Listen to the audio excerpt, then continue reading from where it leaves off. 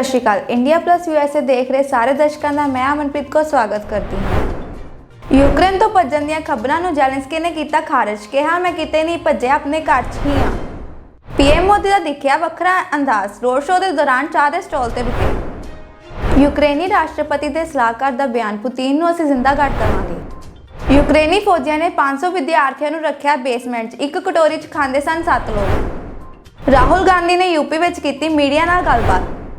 ਆਓ ਸ਼ੁਰੂਆਤ ਕਰਦੇ ਹਾਂ ਅੱਜ ਦੀ ਇਸ ਪਹਿਲੀ ਵੱਡੀ ਖਬਰ ਤੋਂ। ਯੂਕਰੇਨ ਤੋਂ ਭੱਜਣ ਦੀਆਂ ਖਬਰਾਂ ਨੂੰ ਜ਼ੈਲੈਂਸਕੀ ਨੇ ਕੀਤਾ ਖਾਰਜ। ਕਿਹਾ ਮੈਂ ਕਿਤੇ ਨਹੀਂ ਭੱਜਿਆ, ਆਪਣੇ ਘਰ 'ਚ ਹੀ ਹਾਂ। ਯੂਕਰੇਨ ਤੇ ਰੂਸ ਵਿਚਾਲੇ ਪਿਛਲੇ 10 ਦਿਨਾਂ ਤੋਂ ਜੰਗ ਜਾਰੀ ਹੈ। ਰੂਸੀ ਹਮਲਿਆਂ ਤੋਂ ਯੂਕਰੇਨ ਬੁਰੀ ਤਰ੍ਹਾਂ ਪ੍ਰਭਾਵਿਤ ਹੈ। ਯੁੱਧ ਦੀ ਵਜ੍ਹਾ ਨਾਲ ਹਾਲਾਤ ਖਰਾਬ ਹੁੰਦੇ ਜਾ ਰਹੇ ਹਨ। ਰੂਸ ਦੀ ਬੰਬਾਰੀ ਵਿੱਚ ਹੁਣ ਤੱਕ 10 ਤੋਂ ਵੱਧ ਸ਼ਹਿਰ ਬਰਬਾਦ ਹੋ ਚੁੱਕੇ ਹਨ। ਰੂਸੀ ਸੈਨਿਕ ਯੂਕਰੇਨ ਦੀ ਧਰਤੀ ਤੇ ਮਿਸਾਈਲ ਤੇ ਬੰਬਾਰੀ ਧਮਾਕਿਆਂ ਨਾਲ ਤਬਾਹੀ ਮਚਾ ਰਹੇ ਹਨ। ਕੀਵ ਵਿੱਚ ਰੂਸੀ ਸੈਨਿਕਾਂ ਦੀ ਫਾਇਰਿੰਗ ਜਾਰੀ ਹੈ। ਬੀਤੇ ਦਿਨੀ ਰੂਸੀ ਮੀਡੀਆ ਵੱਲੋਂ ਦਾਅਵਾ ਕੀਤਾ ਗਿਆ ਸੀ ਕਿ ਯੂਕਰੇਨ ਦੀ ਰਾਸ਼ਟਰਪਤੀ ਜ਼ੈਲੈਂਸਕੀ ਦੇਸ਼ ਛੱਡ ਕੇ ਪੋਲੈਂਡ ਚਲੇ ਗਏ ਹਨ। ਯੂਕਰੇਨ ਤੋਂ ਭੱਜਣ ਦੀਆਂ ਖਬਰਾਂ ਤੋਂ ਬਾਅਦ ਯੂਕਰੇਨੀ ਰਾਸ਼ਟਰਪਤੀ ਜ਼ੈਲੈਂਸਕੀ ਸਾਹਮਣੇ ਆਏ ਹਨ ਤੇ ਉਹਨਾਂ ਨੇ ਵੀਡੀਓ ਜਾਰੀ ਕਰਕੇ ਕਿਹਾ ਕਿ ਮੈਂ ਕਿਤੇ ਵੀ ਨਹੀਂ ਗਿਆ, ਮੈਂ ਆਪਣੇ ਘਰ ਵਿੱਚ ਹਾਂ। ਯੂਕਰੇਨ ਦੇ ਰਾਸ਼ਟਰਪਤੀ ਜ਼ੈਲੈਂਸਕੀ ਨੇ ਦੇਸ਼ ਤੋਂ ਭੱਜਣ ਦੀ ਖਬਰ ਨੂੰ ਗਲਤ ਦੱਸਿਆ। ਰੂਸੀ ਮੀਡੀਆ ਦੀ ਖਬਰ ਦਾ ਖੰਡਨ ਕੀਤਾ ਜਿਸ ਵਿੱਚ ਜ਼ੈਲੈਂਸਕੀ ਨੇ ਪੋਲੈਂਡ ਭੱਜਣ ਦਾ ਦਾਅਵਾ ਕੀਤਾ ਗਿਆ ਸੀ। ਵੀਡੀਓ ਵਿੱਚ ਜ਼ੈਲੈਂਸਕੀ ਆਪਣੇ ਭਾਸ਼ਾ ਵਿੱਚ ਯੂਰਪ ਦੇ ਲੋਕਾਂ ਨੂੰ ਕਹਿ ਰਹੇ ਹਨ, ਚੁੱਪ ਨਾ ਰਹੋ, ਯੂਕਰੇਨ ਦਾ ਸਮਰਥਨ ਕਰੋ, ਕਿਉਂਕਿ ਜੇਕਰ ਯੂਕਰੇਨ ਨਹੀਂ ਬਚੇਗਾ ਤਾਂ ਪੂਰਾ ਯੂਰਪ ਨਹੀਂ ਬਚੇਗਾ। ਜੇਕਰ ਯੂਕਰੇਨ ਢਹਿ ਗਿਆ ਤਾਂ ਪੂਰਾ ਯੂਰਪ ਢਹਿ ਜਾਵੇਗਾ। ਜ਼ੈਲੈਂਸਕੀ ਨੇ ਰੂਸ ਦੇ ਹਮਲੇ ਖਿਲਾਫ ਦੁਨੀਆ ਨੂੰ ਚੇਤਾਵਨੀ ਦਿੱਤੀ ਹੈ। Великої країни сили, країни свободи, народу абсолютного морального лідерства. Ми витримали вже 9 днів темряви, 9 днів зла. Це у 3 рази більше, ніж темрява і зло розраховували. Ми відповіли на вторгнення як уміємо у моменти найвищої небезпеки. Відповіли героїзмом, солідарністю, взаємодопомогою. Ми відповіли по-нашому, по-українськи. Так що історія Європи запам'ятає це назавжди. Говоритиме про це дітям, покаже онукам.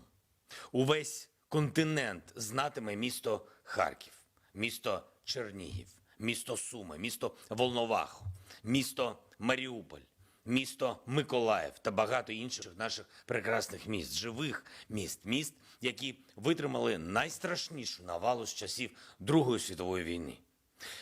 Я говорю це спеціально як доконаний факт. Витримали, незалежно від того, яка ситуація цієї хвилини. Стратегічно усе зрозуміло. Українці єдині від Ужгорода до Харкова, від Києва до Херсону. Українці ганяють ворога під Києвом, б'ють за Охтирку, карають за Гостомель, помстяться за Херсон, наш Херсон, український Херсон, який сьогодні намагалися принизити. Але не вийшло, не дали. Українці показали себе, не дали себе розіграти у дешевій цинічній виставі. З подачкою замість допомоги, з пропагандою замість щирості. Російські пропагандисти думали про наших людей як про себе. А побачили, що херсонці горді і поважають себе, поважають Україну, поважають. Я розумію, наскільки складне рішення, коли в окупації виходять проти озброєних ворогів. Я відчуваю, наскільки це ризиковано, але я бачу, як наші люди відмовляються грати за правилами окупантів, як наші люди залишаються українцями, як наші люди залишаються з нашою державою, навіть тимчасово опинившись у темряві. Якщо у російських політиків ще залишились очі, вони зможуть побачити, що таке Україна, що таке наша свобода. Окупанти думали, що можуть відключити українців від телебачення, відключити наш зв'язок, можуть відібрати продукти харчування, можуть відключити електроенергію, тепло. Вони думали, що це змусить українців підкоритися. Але навіть якщо ви позбавите нас кисню, ми вдихнемо на повні груди, щоб сказати «геть з нашої землі». Навіть у повній темряві ми бачимо правду і будемо битись, поки не потемніє у наших очах. Бо ми – воїни світла, і сьогодні ніхто на землі не зможе сказати, що ця репліка – пафос. 9-й день війни. У багатьох з нас прийнято на 9 днів згадувати тих, кого з нами вже, на жаль, немає. Вічна пам'ять кожному, хто загинув за Україну.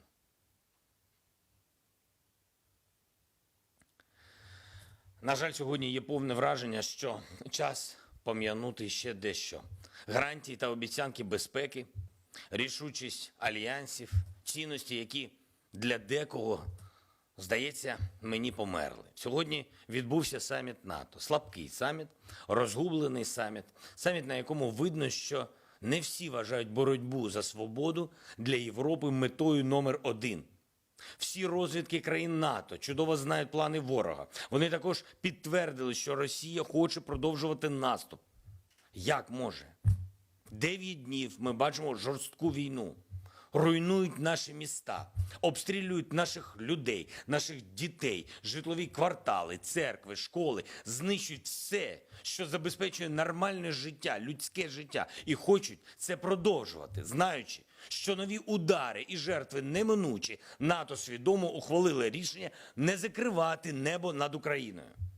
Ми вважаємо, що країни НАТО самі створили наратив, що начебто закриття неба над Україною спровокує пряму агресію Росії проти НАТО.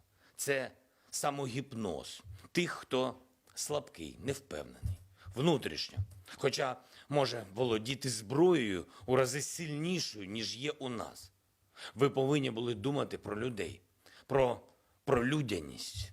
А про що ви думали на тому засіданні? Усі люди, які загинуть від цього дня, загинуть також і через вас. Через вашу слабкість, через вашу роз'єднаність. Усе, на що спромігся Альянс на сьогодні, це провести через систему своїх закупок 50 тонн диспалива для України. Мабуть, для того, щоб ми могли спалити Будапештський меморандум, щоб краще горіло. Але він для нас вже згорів у вогні російських військ. Хіба такого НАТО ми хотіли? Хіба такий альянс ви будували? Сьогодні керівництво Альянсу дало зелене світло для подальшого бомбардування українських міст та сел, відмовившись зробити безпольотну зону. Ви могли закрити небо, але я не знаю, кого ви можете захистити і чи здатні захистити ви свої країни, країни Альянсу. Від нас ви не зможете відкупитися літрами палива за літри нашої крові, пролитої за нашу спільну Європу, за нашу спільну свободу, за наше спільне майбутнє. Але також я вдячний друзям, тим не менш, друзям нашої країни. У НАТО там багато країн наших друзів, наших партнерів, більшість потужних партнерів. Тим, хто допомагає нашій державі, незважаючи ні на що, ні на які рішення. З першого дня вторгнення, і я впевнений, до перемоги. І тому ми не відчуваємо себе наодинці. Ми продовжуємо боротись, ми захистимо нашу державу, ми звільнимо нашу землю завдяки нашим героям.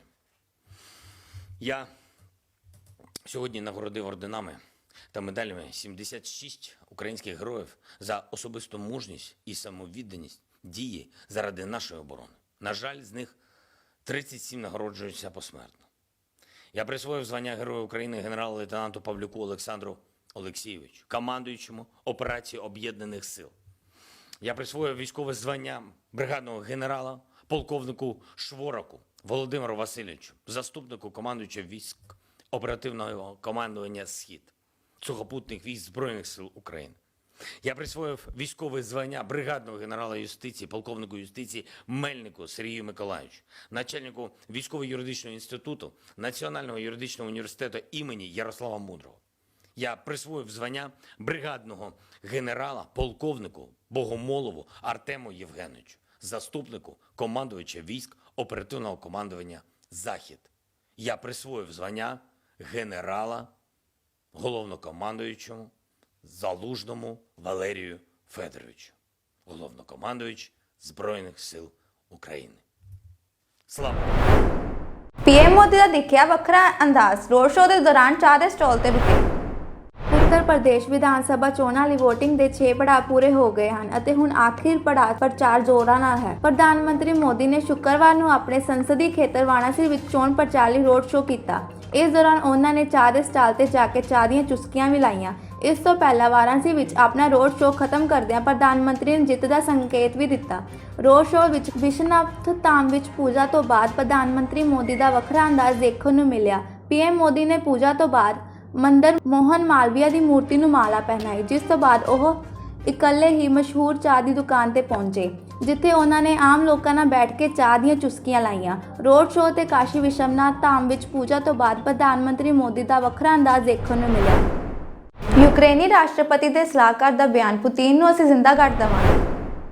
ਯੂਕਰੇਨ ਵਿੱਚ ਰੂਸੀ ਹਮਲੇ ਦਾ ਅੱਜ 10ਵਾਂ ਦਿਨ ਹੈ। ਅਜੇ ਵੀ ਪੁਤਿਨ ਦੀ ਸੈਨਾ ਰਾਜਧਾਨੀ ਕੀਵ ਵਿੱਚ ਦਾਖਲ ਨਹੀਂ ਹੋ ਸਕੀ। ਯੂਕਰੇਨੀ ਫੌਜ ਦਾ ਦਾਅਵਾ ਹੈ ਕਿ ਹੁਣ ਤੱਕ ਦੀ ਲੜਾਈ ਵਿੱਚ 91,066 ਰੂਸੀ ਜਵਾਨ ਮਾਰੇ ਗਏ ਹਨ। ਇਸ ਵਿੱਚ ਯੂਕਰੇਨ ਦੇ ਰਾਸ਼ਟਰਪਤੀ ਜ਼ੈਲੈਂਸਕੀ ਨੇ ਸਲਾਹਕਾਰ ਅਲੈਕਸੇਜ ਤੇਲੈਕਸਟੋਵਿਚ ਨੇ ਕਿਹਾ ਕਿ ਯੂਕਰੇਨ ਦੀ ਸੈਨਾ ਨੂੰ ਸਫਲਤਾ ਨਹੀਂ ਮਿਲ ਸਕਦੀ। Так, шановні наші друзі з Західної України, надходять численні сигнали, що місцева самооборона практично паралізувала рух по дорогам. І це погано, тому що західна допомога і гуманітарна, і воєнна, коли надійде, не зможе вчасно бути перекинута в центральні та східні та південні області. Чому? Тому що місцева самооборона, кажуть, я підкреслю, проявляє занадто багато рвіння. Шпіономанія, українці – нація контррозвідників, а контррозвідник – це, як відомо, людина, яка шукає ворога серед друзів, на відміну від розвідника, який шукає друзів серед ворогів. Але менше з тим, дорогі друзі, давайте наводити порядок на дорогах. Це величезна проблема. В своєму рвінні створили вже проблему на рівні держави. Ми з Офісу Президента змушені цим займатися. Що повідомляють професіонали? Вони кажуть, що коли ви вважаєте машину підозрілою або пасажирів, ви навіть не зсуваєте її на спеціальну майданчик огляду, а утримуючи на трасі, доглядаєте, поки інші машини стоять. І коли наші грузопотоки і пасажиропотоки рухаються протягом 4,5 години 40 кілометрів, це вже державна проблема. Будь ласка, впорядкуйтеся там на місці. Я вже не кажу про випадки, на які починають жалітися іноземні кореспонденти, що факти дещо не дуже ввічливого поводження із ними. Будь ласка, шановні колеги, я вас закликаю з рівня Офісу Президента, впорядкуйте дороги на Західну Україну. Тернопільська, Рівненська, Луцька, Львівська, Івано-Франківська, Черновецька і інші області, через яких йде зворотній поток сюди, в Центральну Україну, які везе і вантажі, і людей, які потрібні тут для оборони країни. Тому не можна не вітати ваше бажання вступити в тероборону, долучитися до оборони держави. Західні області роблять дуже багато для нас, але ми маємо розвантажити дороги. Щодо підозрілих осіб, співробітники спеціальних служб і поліції, які несе чергування рядом з вами, передавайте їх туди, повідомляйте, то впорядкуйтеся, налагодите там взаємодію. Я сподіваюся, що голови ОДА візьмуть на себе і ОТГ візьмуть на себе врегулювання цього питання. Але ми не можемо допустити подальшого безладу на дорогах. Неможливо, коли люди і вантажі їдуть на 100 кілометрів 12 годин. І закликаю співробітників поліції і спеціальних служб надати професійну допомогу щодо фільтрації транспорту і швидкого навчання, як фільтрувати транспорт, як обладнати майданчики догляду і прочі спеціальні навички. Будь ласка, реалізуйте це все, тому що це стає великою проблемою. ਯੂਕਰੇਨੀ ਫੌਜੀਆਂ ਨੇ 500 ਵਿਦਿਆਰਥੀਆਂ ਨੂੰ ਰੱਖਿਆ ਬੇਸਮੈਂਟ 'ਚ, ਇੱਕ ਕਟੋਰੀ 'ਚ ਖਾਂਦੇ ਸਨ 7 ਲੋਕ। ਯੂਕਰੇਨ 'ਚ ਫਸੇ ਹੁਸ਼ਿਆਰਪੁਰ ਦੇ ਵਸਨੀਕ ਵਿਸ਼ਾਲ ਦੇ ਕਿੱਸੇ ਸੁਣ ਕੇ ਸਾਰਿਆਂ ਦੀਆਂ ਅੱਖਾਂ ਹੰਝੂ ਨਾਲ ਭਰ ਆਈਆਂ। ਮੁਸੀਬਤਾਂ ਦੀਆਂ ਜੰਜੀਰਾਂ ਤੋੜ ਕੇ ਸ਼ੁੱਕਰਵਾਰ ਨੂੰ ਘਰ ਪਹੁੰਚੇ ਵਿਸ਼ਾਲ ਦੀ ਝਲਕ ਦੇਖ ਕੇ ਮਾਪਿਆਂ ਦੀਆਂ ਅੱਖਾਂ 'ਚ ਖੁਸ਼ੀ ਦੇ ਹੰਝੂ ਆ ਗਏ। ਪੁੱਤਰ ਦੀਆਂ ਅੱਖਾਂ ਸਾਹਮਣੇ ਰਿਸ਼ਤੇਦਾਰਾਂ ਨੇ ਸੁੱਖ ਦਾ ਸਾਹ ਲਿਆ, ਪਰ ਵਿਸ਼ਾਲ ਦੇ ਦਿਲ 'ਚ ਘਬਰਾਹਟ ਦੇ ਪਲ ਅਜੇ ਵੀ ਤਾਜ਼ਾ ਸਨ। ਆਪਣੀ ਜਾਨ ਬਚਾਉਣ ਲਈ ਸੰਘਰਸ਼ ਦੀ ਕਹਾਣੀ ਸੁਣਦੇ ਹੋਏ ਵਿਸ਼ਾਲ ਨੇ ਦੱਸਿਆ ਕਿ ਯੂਕਰੇਨ ਦੀ ਫੌਜ ਨੇ ਸਕੂਲ ਦੇ ਬੇਸਮੈਂਟ ਵਿੱਚ 500 ਵਿਦਿਆਰਥੀਆਂ ਨੂੰ ਰੱਖਿਆ ਹੋਇਆ ਸੀ। 7 ਵਿਦਿਆਰਥੀਆਂ ਨੂੰ 24 ਘੰਟੇ ਚਾਵਲ ਹੀ ਖਾਣ ਨੂੰ ਮਿਲਦੇ ਸਨ। ਇੱਕ ਵਿਦਿਆਰਥੀ ਦੇ ਹਿੱਸੇ ਵਿੱਚ ਸਿਰਫ 1 ਚਮਚ ਚੌਲ ਆਉਂਦਾ ਸੀ। ਬੇਸਮੈਂਟ ਵਿੱਚ ਮੈਨੂੰ ਸਾਹ ਲੈਣਾ ਵੀ ਤਕਲੀਫ ਹੋ ਰਹੀ ਸੀ। ਵਿਸ਼ਾਲ ਨੇ ਦੱਸਿਆ ਕਿ 28 ਫਰਵਰੀ ਦੀ ਰਾਤ ਨੂੰ ਹੀ ਉਸਨੇ ਅਤੇ ਉਸਦੇ ਸਾਥੀਆਂ ਨੇ ਫੈਸਲਾ ਕੀਤਾ ਕਿ ਉਹ ਸਵੇਰੇ ਇੱਥੋਂ ਚਲੇ ਜਾਣ। approximately 500 students here stuck in the basement. हम यहाँ पे खाटलीज में फंसे हुए हैं और हम हॉस्टल नंबर 5 के बेसमेंट में हैं इस वक्त। और सारे काफ़ी बच्चे हैं, ऐसे रूम बने हुए हैं और काफ़ी बच्चे हैं यहाँ पे। About 500 Indian students have taken shelter in a basement in Ukraine's Kharkiv. Indian embassy का भी आया है कि वो हंगरी और दूसरे देश भेजेंगे, पर हम रशिया के बॉर्डर के काफ़ी क्लोज हैं, तो हमारे लिए ये पॉसिबल नहीं है कि हम जा पाए। तो प्लीज़ कुछ और सोल्यूशन, और प्लीज़ जल्दी से जल्दी कोई सोल्यूशन निकाला जाए, क्योंकि हमारे घर वाले बहुत परेशान हैं। One of the students spoke with us to explain the situation on the ground. There is continuous shelling going as we are stuck in Kharkiv, and it is surrounded by Russia from all the sides, and it is really near to Russia. The students also shared short videos of the basement that they are hiding in.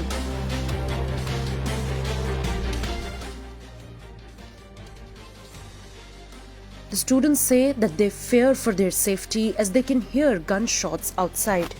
There are many hostels in this region, and some of my friends have gone to underground metros to save their lives from shelling. We are surrounded by all the sides by the Russia, so it is bit difficult for us to move to the western parts. The students have appealed to the Indian government to evacuate them. Rahul Gandhi ਨੇ UP ਵਿੱਚ ਕੀਤੀ media ਨਾਲ ਗੱਲਬਾਤ। ਕਾਂਗਰਸ ਦੇ ਸਾਬਕਾ ਪ੍ਰਧਾਨ ਰਾਹੁਲ ਗਾਂਧੀ ਨੇ ਪ੍ਰਿਯੰਕਾ ਗਾਂਧੀ ਨਾਲ ਸ਼ੁੱਕਰਵਾਰ ਨੂੰ ਪ੍ਰਧਾਨ ਮੰਤਰੀ ਨਰਿੰਦਰ ਮੋਦੀ ਦੇ ਸੰਸਦ ਖੇਤਰ ਵਾਰਾਣਸੀ ਵਿੱਚ ਜਨਤਕ ਸਭਾ ਨੂੰ ਸੰਬੋਧਿਤ ਕੀਤਾ। ਇਸ ਮੌਕੇ ਉਹਨਾਂ ਭਾਜਪਾ ਤੇ ਨਿਸ਼ਾਨਾ ਸਾਧਿਆ। ਉਹਨਾਂ ਪ੍ਰਧਾਨ ਮੰਤਰੀ ਮੋਦੀ ਨੇ ਝੂਠ ਬੋਲਣ ਦਾ ਦੋਸ਼ ਲਗਾਇਆ।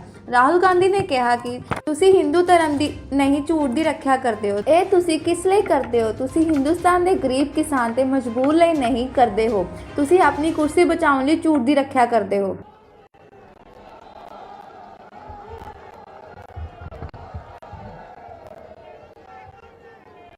बहनों और भाइयों, मंच पर उपस्थित मेरे भाई श्री राहुल गांधी जी, कांग्रेस के पूर्व अध्यक्ष जी, छत्तीसगढ़ के मुख्यमंत्री जी श्री भूपेश बघेल जी, श्री प्रमोद कृष्णन जी, श्री अजय राय जी, हमारी प्रत्याशी श्री हेमा देवी जी, आप सबका बहुत बहुत स्वागत। और आपका भी इस सभा में बहुत बहुत स्वागत। आज समय का बहुत अभाव है, देर हो गई है, आप इंतजार भी काफी समय से कर रहे हैं, इसलिए मैं आज भाषण नहीं दूंगी। सिर्फ इतना कहूंगी कि काशी की इस पवित्र धरती पर, जो शहीदों की धरती है, जिस धरती से धर्म का शंखनाद हुआ, उस धरती पर आज मैं अपने भाई श्री राहुल गांधी जी का स्वागत करते हुए बहुत खुश हूं और मुझे बहुत गर्व हो रहा है।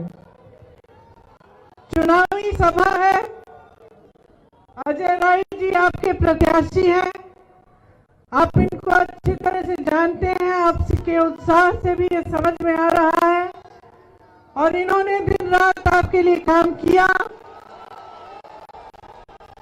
इनको भारी बहुमत से जिताइए। जितनी भी बाधाएं इनके सामने डाली जाती हैं भाजपा द्वारा, दूसरी पार्टियों द्वारा, उन सब बाधाओं को तोड़कर जिस तरह से यहाँ आप आ जाए हैं, उनको तोड़ते हुए आप इनको भारी बहुमत से जिताइए, तो आपके क्षेत्र में विकास होगा। सिर्फ एक आग्रह करते हुए फिर मैं राहुल जी का स्वागत करूंगी और उनको मंच दूंगी कि वो आपको संबोधित करें। आपसे सिर्फ एक आग्रह है कि आप नेताओं को राजनीतिक दलों को पहचाने, उनको पहचानिए, उनकी नीयत और उनकी नीतियों को पहचानिए। ये देखिए कि आपके लिए उन्होंने किया क्या और क्या करने जा रहे हैं, किस आधार पर आपका वोट मांगा जा रहा है, इसको अच्छी तरह से पहचानिए। मेरी शिकायत है उत्तर प्रदेश की जनता से, जहां जहां जाती हूं मैं ये शिकायत करती हूं कि आप लोगों ने नेताओं को एक बहुत बुरी आदत दे दी है। जब 5 सालों में आप उनको जवाबदेह नहीं बनाते, उनके मन में ये मानसिकता आ गई है कि धर्म के आधार पर, जाति के आधार पर आपसे वोट मिल जाएगा तो काम करने की कोई जरूरत नहीं है। ये मानसिकता आपको बदलनी है। इसी मानसिकता की वजह से आज आपके सामने नेता आकर कुछ भी कह लेते हैं, लेकिन आपकी समस्याओं की बात नहीं करते। आपकी बड़ी बड़ी समस्याएं हैं। राजनीति का मकसद होना चाहिए कि इन समस्याओं का हल कैसे हो, आपकी सेवा होना चाहिए। सबसे बड़ा धर्म हर नेता का, हर राजनीतिक दल का सबसे बड़ा धर्म यही होता है, सेवा। तो जो आपकी सेवा करता हो, जो ईमानदारी से आपके लिए काम करता हो, जो आपके सामने सच्चाई पेश करता हो, उसी का समर्थन करिए। मैं जानती हूं कि आप जागरूक हैं। आप इस चुनाव में सोच समझकर पूरी जिम्मेदारी से अपना वोट देंगे। इसी के साथ मैं राहुल जी को मंच पर बुलाती हूं कि वो आपको संबोधित करें। धन्यवाद।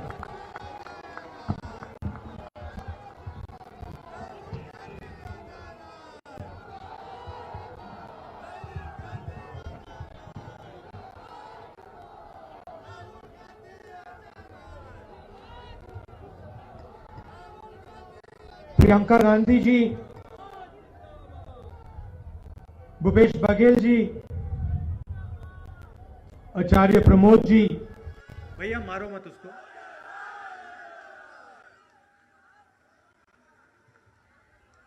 अजय राय जी और हेमा देवी जी, पार्टी के प्यारे कार्यकर्ता भाइयों और बहनों, प्रेस के हमारे मित्रों, इस पवित्र धरती पे आप सबका बहुत बहुत स्वागत।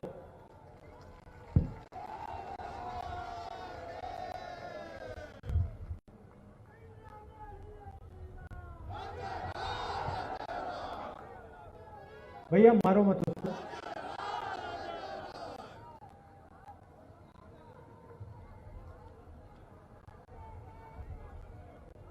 सामने चुनाव है। उत्तर प्रदेश को अपनी सरकार बनानी है। आपको अपने भविष्य के बारे में एक बहुत बड़ा निर्णय लेना है। उत्तर प्रदेश किस रास्ते पे चलेगा? अलग अलग पार्टियां हैं। एक तरफ बीजेपी,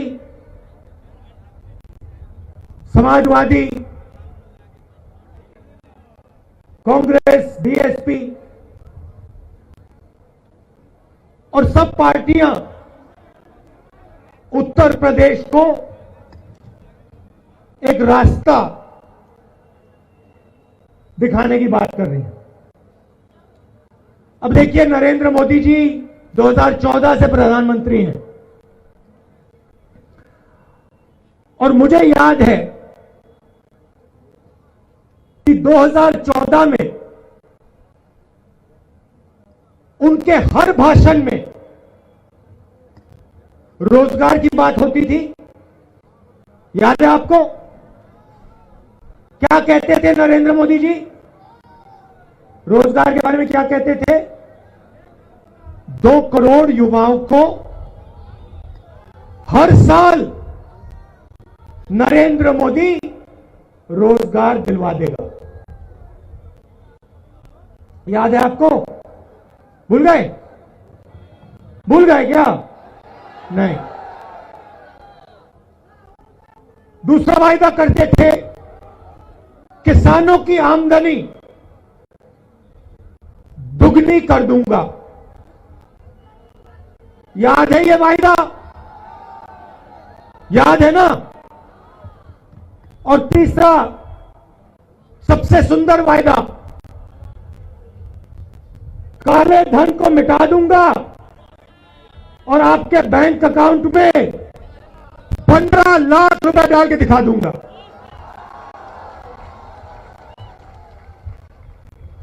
मैं आपसे सवाल पूछना चाहता हूं, इस चुनाव में नरेंद्र मोदी के भाषण में वो रोजगार की बात क्यों नहीं करते?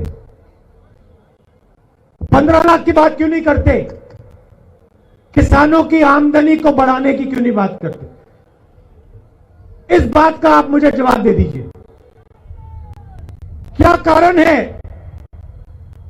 कि 5 साल पहले हर भाषण में मैं रोजगार दिलवा दूंगा, 15 लाख रुपए दिलवा दूंगा, आमदनी दुगनी कर दूंगा, और इस भाषण में ना रोजगार की बात होती है, ना किसानों की बात होती है, ना 15 लाख, ना काले धन, कुछ नहीं। कौन सा था? हवाई चप्पल वाला।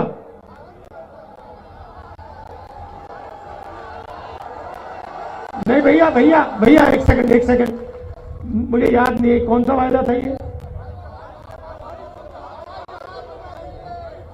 हवाई जहाज में बैठेंगे हवाई चप्पल पहन के। भाई और बहनों, नरेंद्र मोदी जी ने कितने करोड़ रुपए का हवाई जहाज खरीदा? कितने का खरीदा?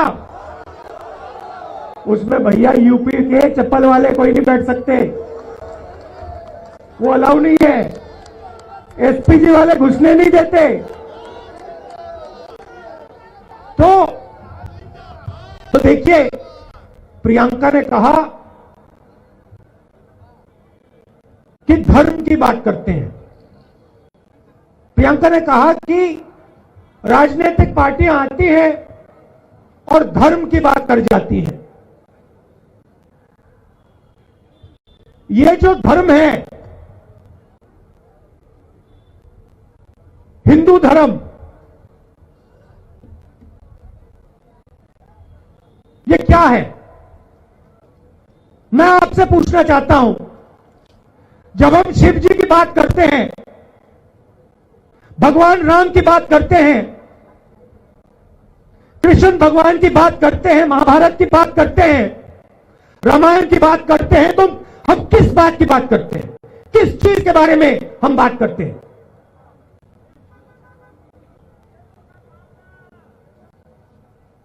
शांत हो गए आप? आपको मालूम ही नहीं, आपको मालूम भी नहीं कि हिंदू धर्म का मतलब क्या है। चुप हो गए आप।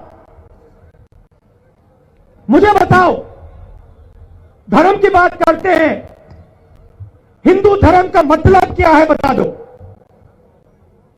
प्रियंका ने कहा धर्म पर वोट पड़ता है। मुझे बता दो हिंदू धर्म क्या है, मुझे बता दो, मैं स्टेज से उतर जाऊंगा। बताओ। अगर आप नहीं बता पाओगे तो मैं बता दूंगा, मगर आप बताओ। पूरे देश में हिंदू धर्म की बात होती है, मुझे बता दो क्या है।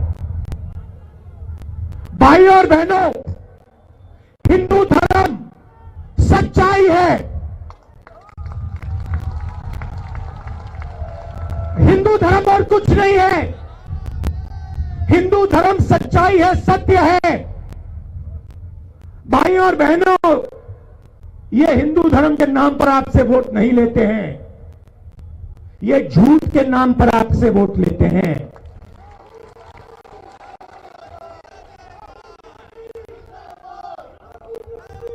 हमारे धर्म में कहीं नहीं लिखा, हमारे धर्म में कहीं नहीं लिखा कि देश की जनता के सामने जाओ, सामने जाओ और लाखों करोड़ों लोगों को झूठ बोलो। धर्म में कहीं नहीं लिखा, मैंने नहीं पढ़ा। मैंने महाभारत पढ़ी है, मगर मैंने ये नहीं सुना। रामायण पढ़ी है, मगर मैंने ये नहीं सुना कि काशी में आकर, शिव जी की जमीन पर आकर झूठ बोलो। मैंने कहीं नहीं पढ़ा। पता नहीं, शायद आपने पढ़ा होगा, आपने पढ़ा होगा, शायद मैं अपने धर्म को नहीं समझा, शायद आप लोग समझ गए, शायद मैं नहीं समझा, मगर मैंने हिंदू धर्म छोड़ो, मैंने किसी भी धर्म में यह नहीं सुना कि झूठ बोलो, मैंने कभी नहीं सुना। तो मैं अपनी बहन को कहना चाहता हूं, यहां पे धर्म पर वोट नहीं लिया जा रहा है, यहां पर झूठ पर वोट लिया जा रहा है।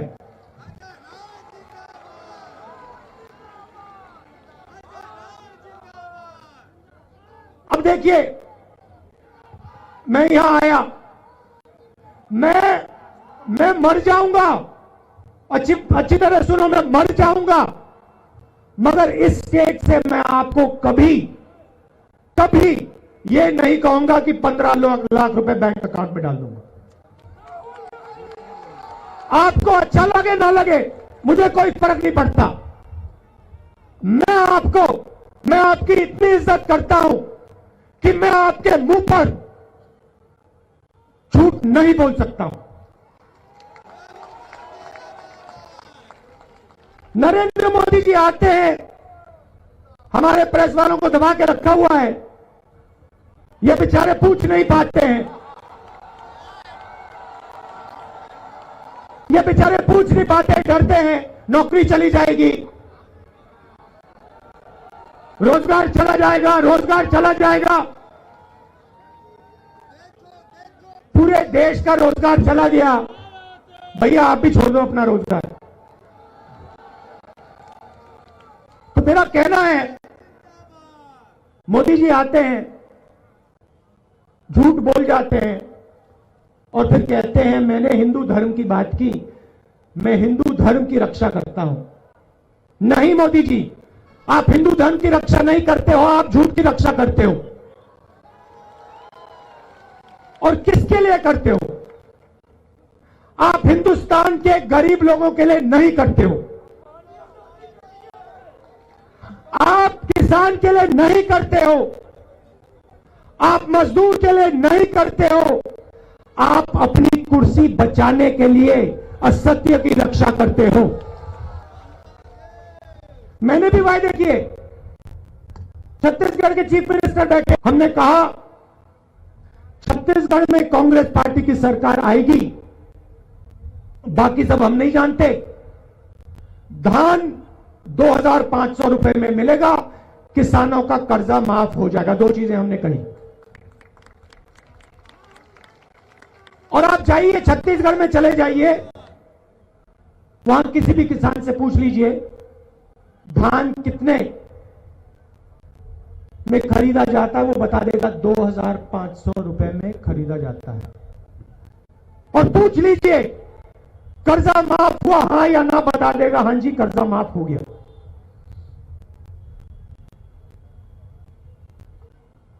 आप देखिए किस प्रकार का ड्रामा चलता है। यूक्रेन में युद्ध हुआ, हिंदुस्तान के हजारों युवा यूक्रेन में यूनिवर्सिटी में पढ़ते थे, वहां युद्ध शुरू होता है, हमारे हजारों युवा आज यूक्रेन में फंसे हुए हैं,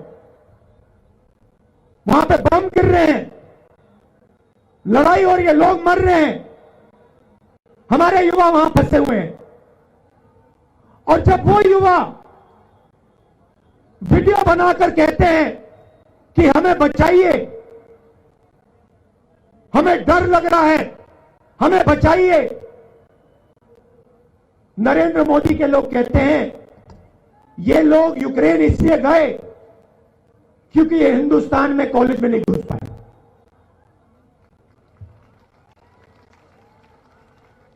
ये यहां फेल हो गए इसलिए वो वहां चले गए। क्या ये हिंदुस्तान के युवा नहीं है? क्या ये हमारे नहीं है? क्या आपकी जिम्मेदारी नहीं बनती इनकी रक्षा करने की जिम्मेदारी, इनको वापस लाने की जिम्मेदारी आपकी नहीं है क्या? तो कोई ना कोई बहाना ये लोग बना देते हैं, कोई ना कोई बहाना बना देंगे। कोरोना का समय आया, एक ही दुनिया में एक ही प्रधानमंत्री ने अपने जनता से कहा, भाइयों और बहनों, वायरस आया है, थाली बजा दो, थाली बजा दो, थाली बजा दो, वायरस भाग जाएगा। क्या ये सच बोला? ये सच्चाई थी क्या? मैंने बोला, पार्लियामेंट में बोला, लाखों लोग मरेंगे, तैयारी कीजिए, ऑक्सीजन सिलेंडर, वेंटिलेटर, इन चीजों को तैयार करिए, अस्पतालों को तैयार करिए। बीजेपी के लोग कहते हैं राहुल डरा रहा है। और फिर लाशें तो आपने देखी ना, गंगा में लाशें तो आपने देखी ना, अजय राय जी दिखे ना, भाजपा के लोग दिखे आपको? पहले कहते हैं थाली बजाओ, उसके बाद कहते हैं भाइयों बहनों थाली से काम नहीं हुआ, मोबाइल फोन की लाइट जला दो।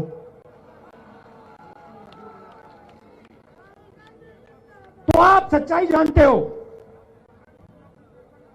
यहां प्रियंका जी, अजय राय जी, कांग्रेस पार्टी लड़ रही है और इन्होंने आपसे 2-3 बातें कही हैं। सबसे पहले जो छत्तीसगढ़ में किया, 2500 रुपए धान का रेट वो यहां करने जा रहे हैं।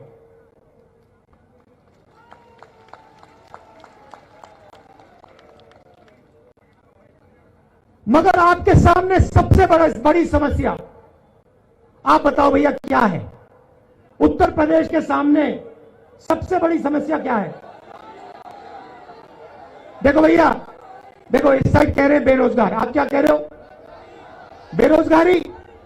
बेरोजगारी, महंगाई, बेरोजगारी और महंगाई। अच्छा, अब आप और छुट्टा पशु। अब देखिए, एक बात मैं आपको सीधा बता देता हूं,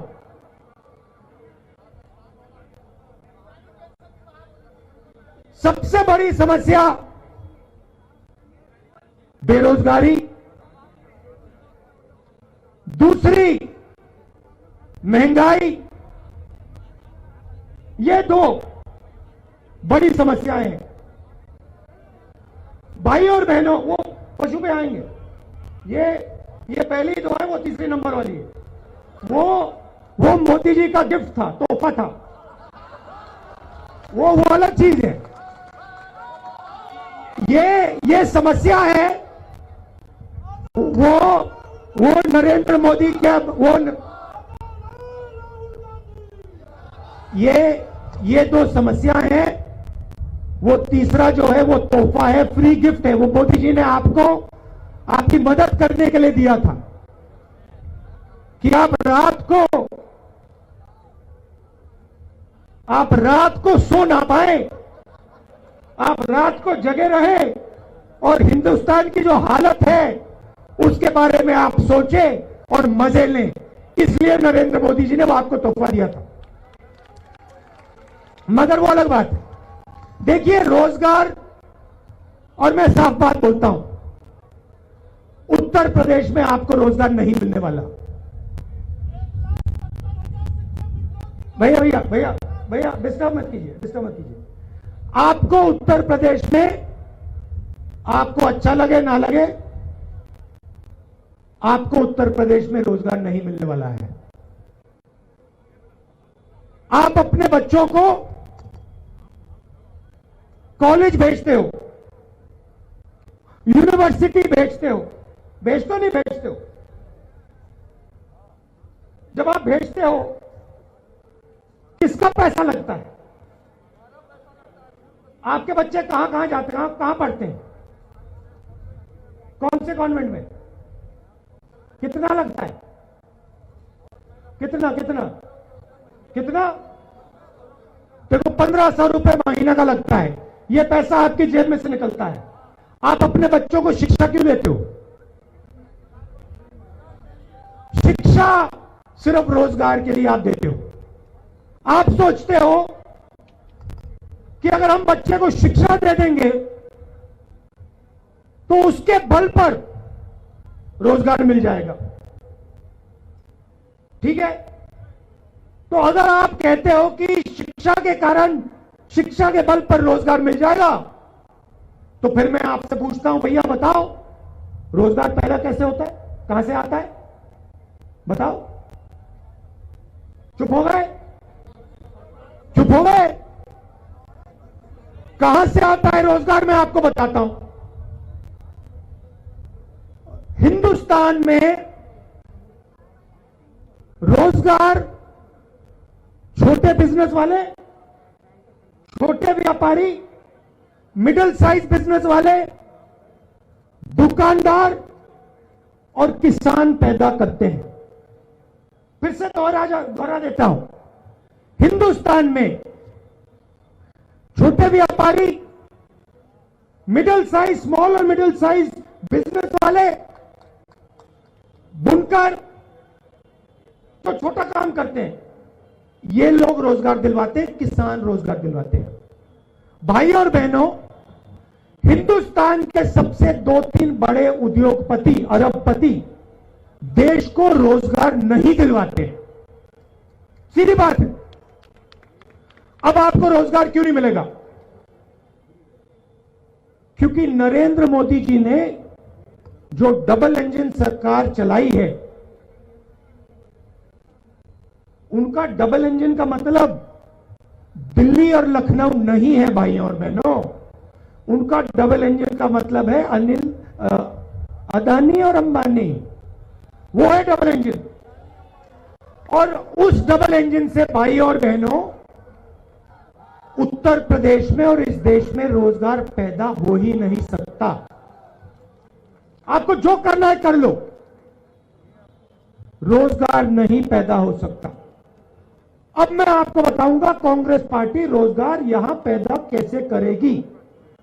कि आपका जो पैसा है, जो आप अपने बच्चों की शिक्षा में डालते हो, उस पैसे का आपको फायदा मिले, आपके बच्चों को रोजगार मिले। तरीका क्या है मैं आपको बताता हूं। सबसे पहले जो हमारे किसान हैं,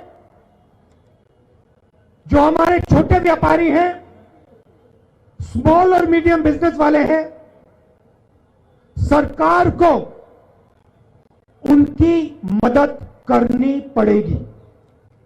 जब तक किसानों के जेब में पैसा नहीं जाएगा, वो नींव है, जब तक किसानों के जेब में पैसा नहीं जाएगा यहां पे रोजगार पैदा नहीं हो सकता। पहली बात। दूसरी बात,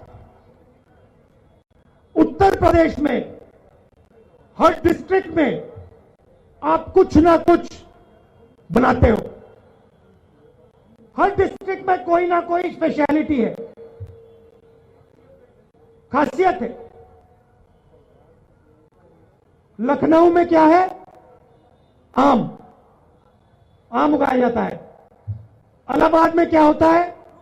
अमरूद। काशी में क्या होता है? साड़ी, बनारसी साड़ी। मुरादाबाद में क्या होता है? पीतल। मिर्जापुर में क्या होता है? दरी। ये देखो, हर डिस्ट्रिक्ट में, आगरा में क्या? पेठा। हर डिस्ट्रिक्ट में आप कुछ ना कुछ, आपकी कुछ ना कुछ खासियत है। मैं आपको बता रहा हूं, अगर इलाहाबाद में अमरूद के किसान के लिए फूड पार्क बना दिया गया अमरूद को प्रोसेस करने की वहां फैक्ट्रियां लगा दी गई। तो जो आज इलाहाबाद के किसान के हाथ बंधे हैं, जो हथकड़ियां हैं वो टूट जाएंगी, उतर जाएंगी। तो कांग्रेस पार्टी क्या करेगी? हर डिस्ट्रिक्ट में जाएगी, सवाल पूछेंगे, भैया काशी में क्या खासियत है? बनारसी साड़ी, और जो हमारे जो बनारसी साड़ी का काम करते हैं उनसे जाकर हम बात करेंगे और उनसे कहेंगे भैया आपको क्या चाहिए? लोन की जरूरत है, मदद की जरूरत है, हम आपके लिए क्या करें? और यूपी के हर डिस्ट्रिक्ट से लोग कहेंगे भैया यहां पे फूड प्रोसेसिंग प्लांट की जरूरत है, यहां पे हम पीतल का काम करते हैं, हमें इस प्रकार की मदद की जरूरत है, और वहां हम पैसा डालेंगे। और इस प्रकार यूपी के हर डिस्ट्रिक्ट में रोजगार मिलना शुरू हो जाएगा। आपने बनारसी साड़ी की बात की, आपने बात बोली मेड इन बनारस, सही बात। आपने कहा बनारसी साड़ी है मेड इन बनारस। भाई और बहनों, आजकल साड़ी चाइना में बन रही है, चाइना में बन रही है। मैं चाहता हूं कि ये जो मेड इन चाइना शब्द है, ये मेड इन चाइना को चाइना मिटा के मेड इन बनारस लिख दे वहां पे, और उठा के बनारस की साड़ियों को चाइना तक पहुंचा दे। ये हम करना चाहते हैं। अब यहां हो क्या रहा है? कभी समाजवादी पार्टी आती है, उनको तो आप जानते हो, मुझसे बेहतर आप उनको जानते हो। पुलिस स्टेशन में वो क्या करते हैं, गुंडागर्दी क्या करते हैं, क्या होता है, उनको जानते हो, मुझसे बेहतर जानते हो। वो पहले एक और पार्टी हुआ करती थी, क्या नाम था उसका? बीएसपी, वो तो गई, खत्म हो गई। वो अब बीजेपी की बी टीम हो गई है, बी टीम हो गई ना, बी टीम हो गई है। तो अब यहां पे अजय राय जी हैं, कांग्रेस पार्टी है, और प्रियंका जी हैं। हम आपसे यहां झूठ बोलने नहीं आए हैं, मगर हम काम करवाना जानते हैं। हमने मनरेगा दिलवाया, किसानों का कर्जा माफ किया, राजस्थान में आपने बात बताई हमें पेंशन की। हम काम करना जानते हैं, और हम काम करवाना भी जानते हैं। तो आप यहां हमारे कैंडिडेट्स को जिताइए। और जो उत्तर प्रदेश की जगह है, देखिए हमारा परिवार भी इलाहाबाद का है, हम भी यूपी के हैं।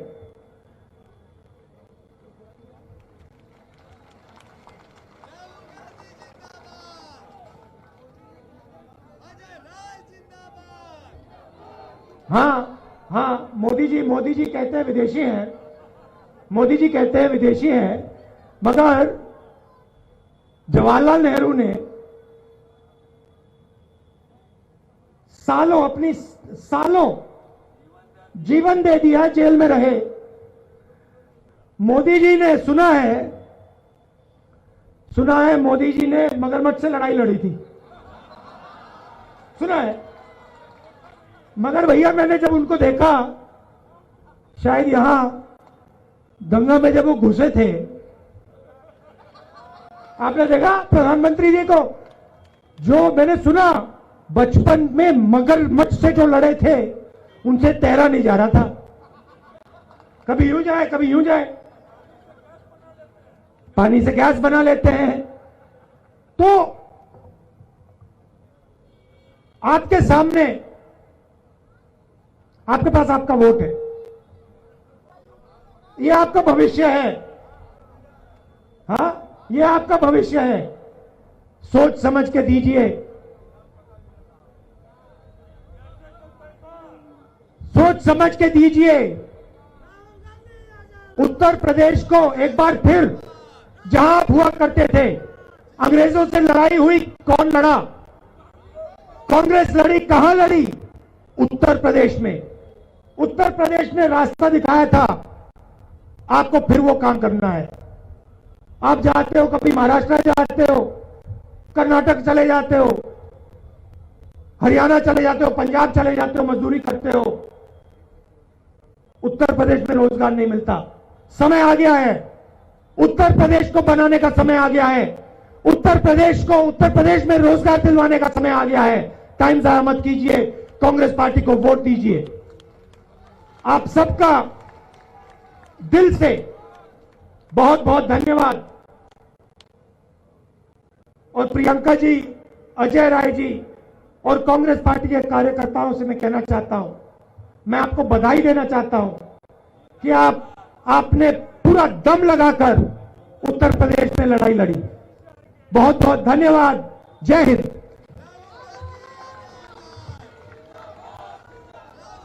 राहुल गांधी, प्रियंका गांधी, राहुल गांधी, प्रियंका गांधी, राहुल गांधी, प्रियंका गांधी। अजय राय जिंदाबाद, भूपेश बघेल जिंदाबाद, राहुल गांधी जिंदाबाद, राहुल गांधी, प्रियंका गांधी।